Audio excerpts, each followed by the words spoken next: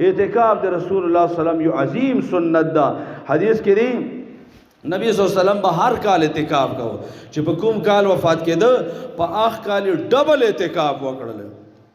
اعتکف 20 عام الذي قبض، په هغه کال چې نبی صلی وفات کېده نبی صلی الله علیه وسلم د نورو نه ډبل اعتکاف وکړ، 40 شپې اعتکاف وکړ. نو اعتکاف یو عظیم عمل ده، ټولو نه لوی غټ خیر پکې دام ده چې رسول الله سنت پای عمل مونږ ته راځي. غټ خیر پکې یو دا ده، نبی صلی الله علیه وسلم فرمایي لا یزال احدکم فی الصلاة من انتظر الصلاة، یو سړی چې د مانځه په انتظار وي دی په مانځه کې حسابي. اعتکاف والا داسې ده لکه دا ټول وخت په مانځه کې شمار چې اعتکاف د دی نه نوته، نو دی داسې دا بس په مانځه کې دی په ده پسې د مونځ میټر شروع دی په مانځه کې شروع شو. څومره بختور انسان. نو اعتکاف یو عظیم عمل له هغه هم په دې اخري عشره کې کوي. الحمدلله د حسب سابق دی مونږ دیم جامع ابو هریره مسجد کې الحمدلله دا ظلم اعتکاف الحمدلله 4 کسان ملګري تیار دي. زه د نوجوانانو ته اپیل کوم، درخواست کوم، الله دې پاره تاسو ځوانۍ دي، دا ځوانۍ چې تیر شي بیا وروسته سړی ارمان کوي انسان بدن کې کمزوري راځي. اوس تاسو ځوانۍ دي، تاسو یخنیم برداشت کوئ شو، ګرمیم برداشت کوئ شو، شبګیرام برداشت کولی شو.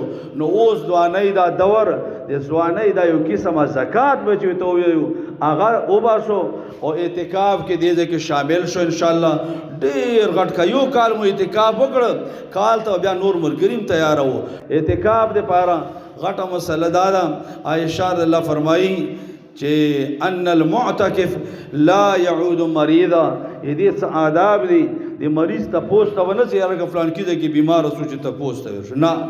اعتکاف بس دا ټول د معاشرې نه تا تعلق د هر څه نه کټ شول او صرف د الله سره راز او نیاز ده، د الله د کور مجاور یې ته الله د طرف نه به تا باندې رحمتونه دي.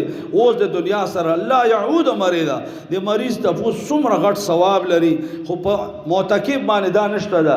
ولا يشهد جنازه، جنازه لکه اعلان وشول څو چې ویر شو نه اعتکاف ولا دی نه ځي، دا به په مسجد کې اعتکاف وي. د دوی یو بل شان ده، رب متعال دا ځان ته یواز کړی دی. نو دی به چې هغه ته هم نه ځي. ولا یمس امراتن، خپل زنانه ته په لاس ورولم هغه نشته دی په هغه شهوتي انداز باندې. ولا یباشر، او نه د هغې سره مباشره شته ده.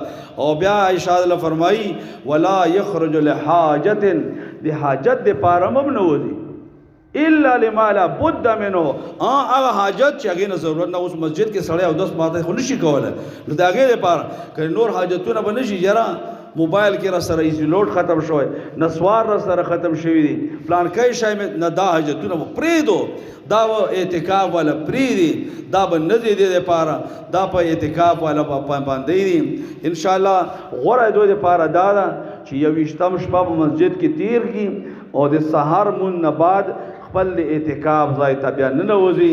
نو دا د اعتکاف آداب دي.